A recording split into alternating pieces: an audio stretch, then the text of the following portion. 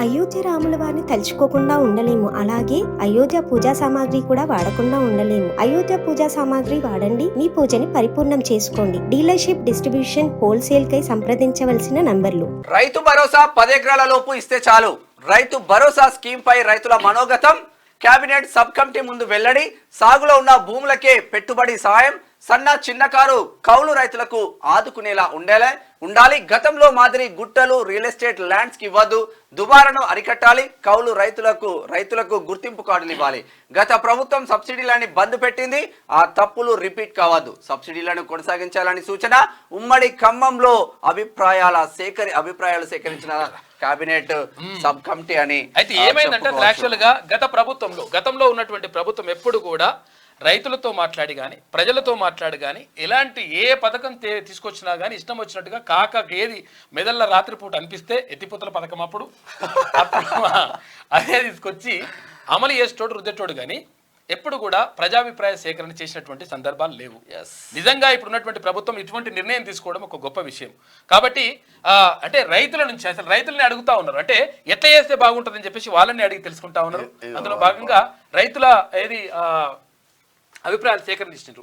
ఇక భాగస్వాములకు ఇవ్వద్దు, భూస్వాములకు ఇవ్వద్దు. రైతు భరోసా స్కీమ్ను చిన్న సన్నకారు రైతులకి పరిమితం చేయాలి. భూస్వాములకు, ప్రభుత్వ ఉద్యోగులకు, శ్రీమంతులకు రద్దు చేయాలి. రైతు భరోసాతో పాటు కౌలు రైతులకు కూడా ఎరువులు, పురుగు మందులు, వ్యవసాయ యంత్ర పరికరాలను సబ్సిడీపై అందించాలి. అధికారులు పారదర్శకంగా వ్యవహరించి అర్హులను మాత్రమే రైతు భరోసాకు ఎంపిక చేయాలని చెప్పేసి నాగమణి ఎం వెంకటాయపాలెం ఖమ్మం జిల్లాకు చెందినటువంటి మహిళ చెప్తున్నటువంటి మాట. అంటే ఇక్కడ కౌలు రైతులను ఎట్లా నిర్ణయించాలంటే కౌలు రైతులకు డైరెక్ట్ ఇస్తే ఇక్కడ యజమాని బాధపడతాడు. ఒకవేళ కౌలు రైతులకు ఇస్తే కౌలు రైతులకి ఎక్కువ ఇట్లా అవుతుంది. కాబట్టి అప్పుడు ఎవరు పంటేస్తే వాళ్ళకి రావాలంటే ఏం చేయాలి? ఎరువుల పైన సబ్సిడీ ఇవ్వాలి. తర్వాత ధాన్యానికి మద్దతు ధర కొంచెం పెంచాలి. దీని ద్వారా ఏమైతుందంటే కౌలు రైతులకు కూడా మంచి జరుగుతుందని చెప్తా ఉన్నారు. అటువంటి సూచనలు ఇచ్చింది. ఇక్కడ కౌలు రైతు ఏమంటున్నారు ఒకసారి చూద్దాం. రైతులకు కౌలు రైతులకు మధ్య కేసీఆర్ చిచ్చు. రైతులకు కౌలు రైతులకు మధ్య కేసీఆర్ చిచ్చు పెట్టిండు. కౌలు రైతులను తీవ్రంగా అవమానించడం వల్లనే ఆయన ఓడిపోయిండు. వ్యవసాయం యాంత్రీకరణ పథకాన్ని తొలగించిండు. రైతుల భూమిలో హక్కు కావాలని కౌలు రైతులు కోరుకోవడం లేదు. కానీ కౌలు రైతులకు భరోసా కల్పించేలా ప్రభుత్వం నిర్ణయాలు తీసుకోవాలి. కౌలు రైతులకు కూడా సబ్సిడీపై వ్యవసాయ యంత్రాలు, విత్తనాలు, ఎరువులు అందించాలంటే రామారావు కౌలు రైతు ఖమ్మం జిల్లా కోరుకుంటున్నారు. సాగులో ఉన్న భూమికే రైతు భరోసా స్కీమ్ అమలు చేయాలని, పంట పెట్టుబడి సాయాన్ని 5 నుంచి 10 ఎకరాల లోపే పరిమితం చేయాలని రైతు సంఘాల నాయకులు, మేధావులు, వివిధ వర్గాల ప్రజలు అభిప్రాయపడ్డారు. అయితే రైతు భరోసా సన్న చిన్నకారు రైతులను కౌలుదారులను ఆదుకునేలా ఉండాలి తప్ప భూస్వాముల కోసం కాదని స్పష్టం చేశారు. గుట్టలు, రియల్ ఎస్టేట్ భూములకు ఉత్త పుణ్యానికి రైతు బంధు ఇచ్చినట్లు ఇప్పుడు ఇవ్వొద్దని, దుబారాను తగ్గించాలని సూచించారు. రైతు బంధు పేరు చెప్పి గత బీఆర్ఎస్ సర్కార్ రైతులకు సబ్సిడీలన్నింటినీ ఎత్తేసిందని, దానివల్ల రైతులు తీవ్రంగా నష్టపోయారని, అలాంటి తప్పులు రిపీట్ కావద్దన్నారు. ఇక రైతు భరోసాపై బుధవారం ఖమ్మం కలెక్టరేట్లో అభిప్రాయ సేకరణ జరిగింది.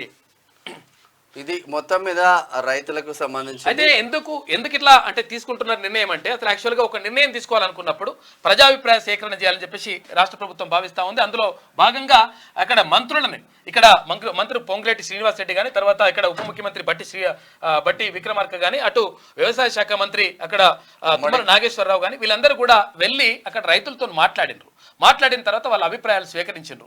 వాళ్ళ అభిప్రాయాల ద్వారా వచ్చినటువంటి మొత్తం ఫీడ్బ్యాక్ని అంటే ఒకవేళ ప్రభుత్వం ఖర్చును తగ్గించుకోవాలనుకుంటుంది, దుబారా ఖర్చును తగ్గించాలనుకుంటుంది, దాని ద్వారా ఇంకా మరింత సంక్షేమ పథకాలకు వాటిని వెచ్చించాలనుకుంటుంది. ఇటువంటి టైంలో ఎటువంటి నిర్ణయం తీసుకుంటే బాగుంటుంది అని చెప్పేసి ప్రభుత్వమే సొంతంగా నిర్ణయం తీసుకోకుండా అట్లా రైతుల నుంచి వచ్చినటువంటి అభిప్రాయాల ద్వారా ఈ నిర్ణయం తీసుకోవాలనుకుంటుంది. ఇది శుభ పరిణామం. కాబట్టి ఎటువంటి నిర్ణయాలు తీసుకోండి, బాగుంటుంది. రైతుల ద్వారా అభిప్రాయాలు స్వీకరించి నిర్ణయం తీసుకోవడం మంచి పరిణామం. డిఎస్సి అభ్యర్థులను కూడా అదే కోణంలో చూడండి.